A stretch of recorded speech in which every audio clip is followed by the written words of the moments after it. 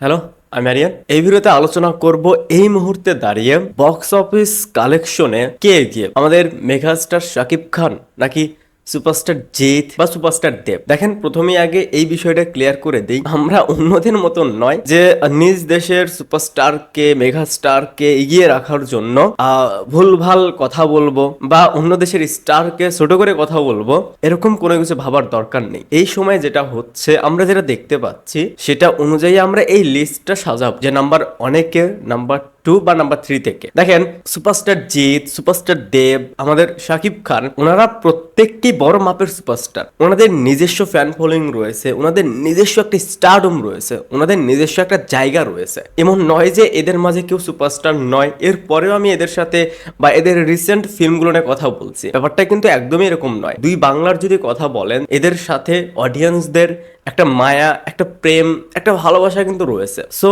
যা কথা হবে সেটা তাদের রিসেন্ট কাজগুলো থেকে। এখানে আরেকটা কথা ইনক্লুড করি, হয়তো কারো সিনেমা এখন বক্স অফিসে ভালো পারফর্ম করছে না, এর মানে এই না সে তার স্টারডম হারিয়েছে, এর মানে এই না যে সে আর সুপারস্টার নেই। দেখেন, স্বয়ং শাহরুখ খানেরও বাজে সময় গিয়েছে, স্বয়ং শাহরুখ খানও ব্যাক টু ব্যাক ফ্লপ দিয়েছে। বাট এইটা মাথায় রাখবেন যে সুপারস্টারদের একটা পাওয়ার রয়েছে, তাদের যে কোনো সময় যে কোনো ভাবে একটা কামব্যাক হয়ে যেতে পারে। সো এইটা নিয়ে এত বেশি প্যারা নেওয়ার কিছু নেই। যদি দেবের কথা বলেন, তারও তো last back to back flop ছিল।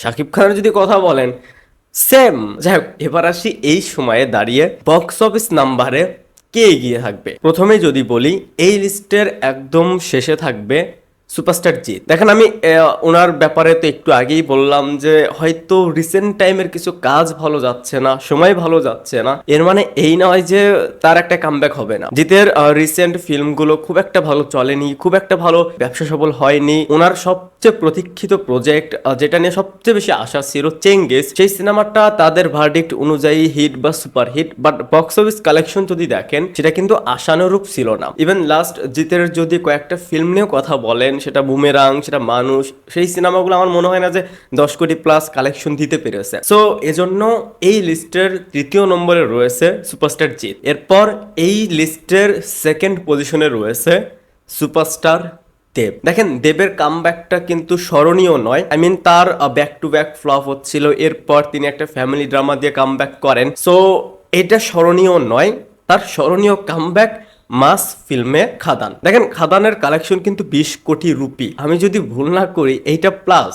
দেবের রিসেন্ট যতগুলো কাজ, তার ভিতর 80 থেকে 90% সাকসেসফুল। তার যদি সাকসেসফুল রিসেন্ট টাইমে সিনেমাগুলোর কালেকশন দেখেন 10, 15, 20 প্লাস। সো নিঃসন্দেহে এই সময়ে বক্স অফিসের দিক থেকে যদি আপনি ওয়েস্ট বেঙ্গলের কথা বলেন, তাহলে ওয়েস্ট বেঙ্গলের নাম্বার 1 পজিশনে কিন্তু ভাই দেব। সেখানে কিন্তু এই সময়ে বক্স অফিসের দিক থেকে বক্স অফিস কিং যদি বলা হয় এই মুহূর্তে দাঁড়িয়ে, তাহলে সেটা কিন্তু দেব। অ্যান্ড লাস্ট নাম্বার 1 এই সময়ের হিসেবে যদি আপনি বক্স অফিস বিচার করতে যান, তাহলে নাম্বার 1 পজিশনে থাকবে শাকিব খান। দেখেন, এখানে আমি এটা একটু অন্যভাবে বলি, প্রডিউসার ফিগার, এটা নিয়ে হয়তো অনেকেরই অনেক রকমের কোশ্চেন থাকতে পারে, আমি সেই বিষয়ে যাচ্ছি না। এটা ছাড়াই আপনারা যেহেতু জাস্ট বক্স অফিস কালেকশনটাই বিলিভ করেন, সো এটা ছাড়াই এটা প্রমাণ করা ইজি। শাকিব খানের রিসেন্ট ফিল্ম যেটা এখনো রানিং চলছে, বরবাদ, এই সিনেমার মাল্টিপ্লেক্স থেকে কালেকশন এখনো অব্দি 16 কোটি প্লাস হবে। হ্যাঁ, আপনারা হয়তো বিএমআর পেজের সেই ইনফরমেশনের কথা বলতে পারেন যে সেখানে তো এখনো 15 কোটিও হয়নি, কারণ সেইখানে একটা দুইটা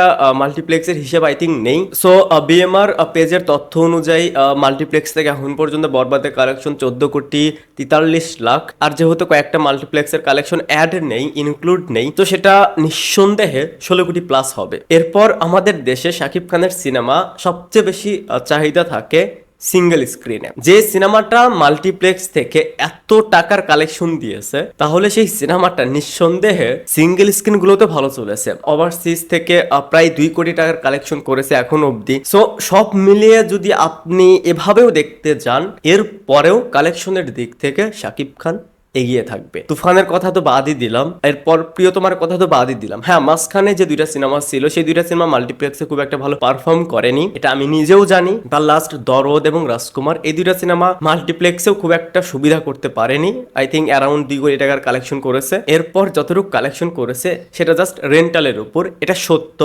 এটাও মেনে নিতে হবে। সো ওভারঅল হিসেব করলে আমরা কিন্তু এখানে বাকিদের প্রডিউসার ফিগার নিয়ে কথা বলেছি, বাট শাকিব খানের সময় কিন্তু আমি প্রডিউসার ফিগারটা শো করলাম না। জাস্ট আমি যেভাবে বললাম, কয়েকটা এক্সাম্পল দিলাম, এটা থেকে যারা বুদ্ধিমান তাদের কাছে এটা ক্লিয়ারই হয়ে যাবে যে তাহলে বরবাদ কত কালেকশন করতে পারে। এর চেয়ে বড় কথা, কোন সিনেমা কত কালেকশন করেছে আমরা সেটা নিয়েও কথা বলবো না। শাকিব খান লাস্ট 2 থেকে 3 বছরে 3টা ইন্ডাস্ট্রি হিট দিয়েছে, প্রিয়তমা, এরপর Toofan and now Borbaad. So overall বলতে গেলে এই সময়ে নিঃসন্দেহে বক্স অফিসের দিক থেকে যদি শুধু আমাদের দেশের কথা বলি সেখানে তো নাম্বার 1, আর যদি দুই বাংলার কথাও বলেন সেখানেও শাকিব খানই এগিয়ে থাকবে। দেখেন, আমি অনেক আগে একটা ভিডিও বানিয়েছিলাম, সেখানে কিন্তু আমি দেবকে এগিয়ে রেখেছিলাম, কারণ সেই সময়টাতে বরবাদ এবং তুফান রিলিজ হয়নি। পরবর্তীতে যদি দেখি যে এটা কেউ ব্রেক করে যায়, দেবের নেক্সট রঘু ডাকাত বা অন্য কোনো সিনেমা, তখন অবশ্যই সেইখানে দেবের নামটা আসবে। তো এই ছিল ওভারঅল বিষয়টা নিয়ে আমার ওপিনিয়ন। আপনাদের কাছে কি মনে হয়? হয়তো কারো দ্বিমত থাকতে পারে,